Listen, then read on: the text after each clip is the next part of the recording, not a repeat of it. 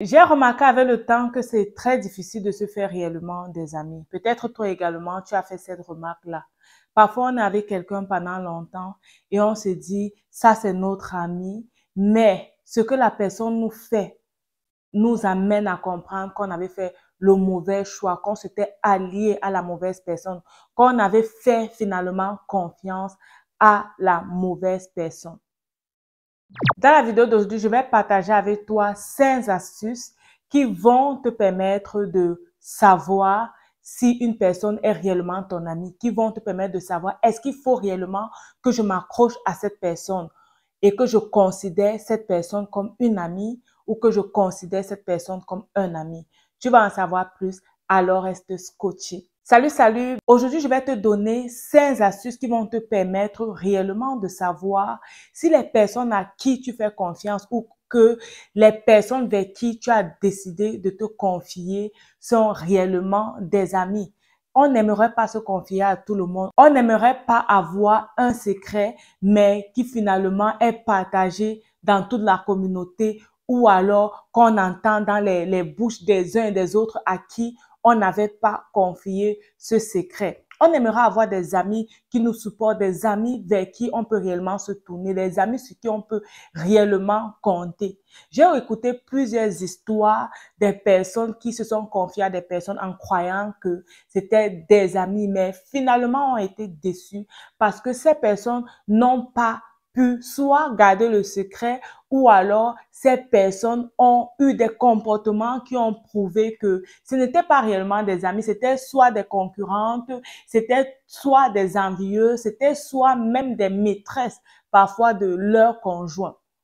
Il y a 5 astuces que tu dois réellement prendre en compte si tu veux être sûr qu'une personne est un ami ou une personne est une amie pour toi. Et la 4e astuce que je vais partager avec toi, c'est ce qui est pour moi réellement la plus importante. Je t'encourage à écouter ces astuces jusqu'à la fin et à me dire en commentaire quelle est l'astuce qui est pour toi l'astuce la plus importante. La première chose que tu dois savoir ou la première chose qui doit t'aider à prendre quelqu'un ou quelqu'une pour ami, c'est de connaître les convictions de la personne.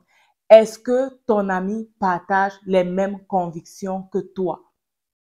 Ça demande réellement de faire une étude sur la personne. On ne s'allie pas une personne par amitié après avoir connu la personne pendant 2 semaines, pendant 3 semaines. Finalement, pour dire que quelqu'un est un ami, ça prend du temps. Est-ce que la personne a les mêmes convictions que toi? Est-ce que la personne, par exemple, n'aime pas aller en boîte de nuit? Toi, tu ne pars pas en boîte de nuit parce que tu sais que ce n'est pas ton milieu. Dieu ne t'attend pas là-bas. Est-ce que ton ami, alors, c'est une personne qui aime aller en boîte de nuit? Si ton ami aime aller en boîte de nuit, la probabilité que votre ami ne tienne pas sur votre amitié, autant pour moi, ne tienne pas sur le long terme est très grande parce que ton ami qui aime aller en boîte de nuit aura besoin d'avoir d'autres amis avec qui elle pourra aller en boîte de nuit. Donc, vous devez réellement aller sur les convictions. Quelles sont les convictions? Quelles sont les valeurs que cette personne a? Est-ce que tu partages ces mêmes valeurs-là? Quelles sont les priorités? Est-ce que c'est une personne qui aime étudier comme toi? Est-ce que c'est une personne qui aime travailler ou une personne qui vit du social? Si tu t'entoures de quelqu'un qui vit du social, de quelqu'un qui reste et qui attend toujours que la manne tombe du ciel, qui aime seulement demander de l'aide aux autres, ça ne pourra pas tenir sur le long terme. Soit cette personne va se moquer de toi continuellement parce que tu es une battante, parce que tu pars travailler et tout, ou alors cette personne va te fuir parce que cette personne va se dire que elle ne comprend pas pourquoi est-ce que tu te comportes de la sorte. Ça, c'était le premier point. La deuxième astuce qui doit réellement t'aider à faire de quelqu'un un ami, c'est de voir si cette personne t'encourage, si cette personne t'aide à garder la tête haute lorsque tu es dans les difficultés. Est-ce que cette personne se moque de toi? Est-ce que cette personne te rabaisse? Moi, j'étais dans une situation où j'ai traversé réellement des difficultés et j'avais une camarade de classe avec qui je crois que c'était réellement une amie. Et le jour que cette camarade de classe s'est exprimée de façon arrogante à mon endroit, du moins m'a rabaissé par ses paroles parce que j'étais dans cette difficulté-là, j'ai compris réellement que ça, ce n'est pas une amie, c'est juste une camarade de classe. Je devais faire la part des choses et savoir réellement quels sont les sujets que je pouvais aborder avec cette personne-là. Parce que justement, on fait la différence pour ne pas aborder tous les sujets, surtout les sujets qui nous tiennent à cœur, avec des personnes qui ne sont pas nos amis. La personne, est-ce que cette personne que tu considères t'encourage? Lorsque tu es dans les difficultés, vient vers toi, t'encourage et dit non, ça va aller. Myriam, ça va aller. Tu as la force en toi, tu as l'intelligence en toi, tu as Dieu en toi. Regarde vers le haut, sois courageuse, affronte cette difficulté. Si tu as des amis qui te tirent toujours vers le bas, qui ne t'aident pas à t'améliorer et qui ne sont pas là dans des moments difficiles, réellement, ce ne sont pas des amis. La troisième astuce que je vais te donner aujourd'hui, c'est de chercher des amis qui t'acceptent tel que tu es. Une personne qui est avec toi, qui ne t'accepte pas tel que tu es, n'est tout simplement pas un ami. Ça peut être un bon camarade, un bon collègue de service, une bonne personne avec qui tu t'es entendu dans ton enfance, un bon voisin, une bonne voisine, mais pas un ami. Ton ami ou tes amis doivent t'accepter tel que tu es.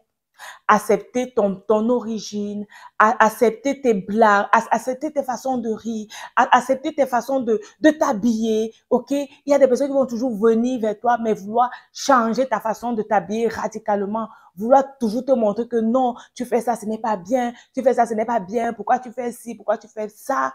Nous sommes toutes différentes et chacun a son identité, chacun a sa particularité. Ton ami ou tes amis doivent t'accepter tel que tu es, ok? Doivent t'accepter tel que tu es, sans vouloir trop te changer. C'est vrai que nous avons également des lacunes, des points qui ne sont pas bien, mais nos amis peuvent nous aider à nous améliorer, mais sans nous rabaisser. Ça se fait dans le respect, ça se fait dans l'humilité et ça se fait dans la compréhension. OK? Si tu as des amis qui veulent totalement te changer, te donner de comprendre qu'il faut être clair rapidement, te donner de comprendre que tu dois toujours faire ci, tu dois toujours faire la manicure, tu dois toujours être bien maquillé, tu dois toujours faire ci et ça, toujours t'habiller en jupe alors que tu aimes les pantalons, toujours t'habiller en, je sais pas. Ce ne sont pas tes amis. Tes amis t'acceptent tel que tu es. Tes amis apprennent à te connaître tel que tu es. Tes amis apprennent à sortir le bon de toi tel que tu es. Alors, on va arriver à la quatrième astuce. Ça, c'est l'astuce pour moi que je trouve la plus importante. Et comme je t'ai dit, dis-moi en commentaire quelle est ton astuce préférée. Alors, la quatrième astuce, c'est un ami ou une amie qui prie pour toi, qui prie avec toi. Il y a tellement des amis de commérage ici dehors. Tellement des amis que lorsqu'elles vont t'appeler ou lorsqu'ils vont t'appeler, ce sera pour te raconter, est-ce que tu as vu telle personne? Est-ce que tu as vu ce que telle personne a fait? Est-ce que tu as vu ce que telle personne a posté sur les réseaux sociaux? On est fatigué d'avoir ce genre d'amis. Non, ce ne sont même pas des amis parce que de la même façon qu'ils viennent vers toi pour mal parler des autres, c'est de cette même façon qu'ils partent mal parler de toi à d'autres personnes. Tu dois être consciente de ça. Alors, tu dois rechercher les amis qui prient avec toi. Que lorsque tu as une difficulté, lorsque tu les appelles et tu leur dis vraiment, maman, je suis en train de traverser telle situation en ce moment. Je suis en train de, je ne comprends pas ce qui se passe. Je ne sais pas si le Seigneur est là, si le Seigneur m'écoute, si le Seigneur me considère encore. Que ton ami te dise, maman, laisse, on va prier. On va prier. Et que vous prenez, ce n'est pas qu'on va prier, je prends ton sujet de prière et je m'en vais garder, je ne prie jamais pour ça. Non, on s'assoit là même, on prie. La conversation même du jour, on laisse ça et on prie pour le sujet. Si vous êtes déjà au téléphone ensemble, vous pouvez prier ensemble au lieu de vous raconter juste les problèmes. Soit vos problèmes, soit les problèmes des autres. Prenez un instant, 5 minutes, priez et continuez la conversation. Là, ce sont les vrais amis. Ça, ce sont des amis qui te considèrent, des amis qui te portent, des amis qui veulent ton bien, des amis qui t'encouragent. Tu dois rechercher ce genre d'amis. Et la cinquième astuce, ce sont des amis qui te challengent, qui t'amènent à sortir de ta zone de confort. Ne pas confondre ici avec t'accepter tel que tu es, ok? T'accepter tel que tu es en t'amenant à t'améliorer. Tu gardes la tête haute et tu t'améliores. Tu dois avoir ce genre d'amis que lorsque tu regardes, tu dis que non, je vais être comme la coach Myriam.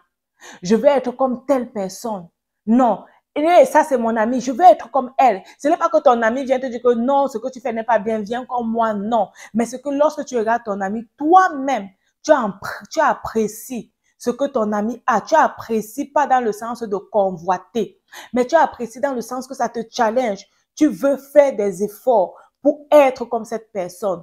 Tu veux faire des efforts pour arriver à ce niveau. Tu veux augmenter ta façon de voir les choses parce que tu vois que ton ami qui est avec toi, qui t'encourage, qui t'accepte comme tu es, qui prie pour toi, a réalisé des choses que toi tu aimerais réaliser, a réalisé des choses que tu aimerais réaliser et à un certain niveau de sa vie que toi également tu aimerais y arriver. Ça, ce sont des amis qui te challengent, qui te tirent vers le haut, que lorsque tu regardes leur vie, tu rends vraiment gloire à Dieu et tu sais que ce qu'elles font ou ce qu'ils font, c'est ce qui doit être fait.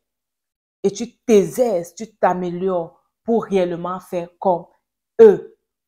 Alors, j'espère que tu as pu puiser de la connaissance aujourd'hui qui va te permettre de réellement avoir des bons amis, des amis avec qui tu vas te réjouir, comme l'amitié de David et Jonathan.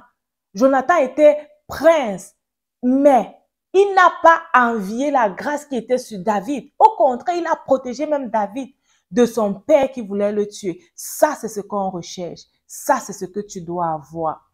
Rappelle-toi, ta vie, c'est un don de Dieu et la façon dont tu la vis, c'est un don que tu fais à Dieu. Que Dieu te bénisse et à bientôt. Bye bye.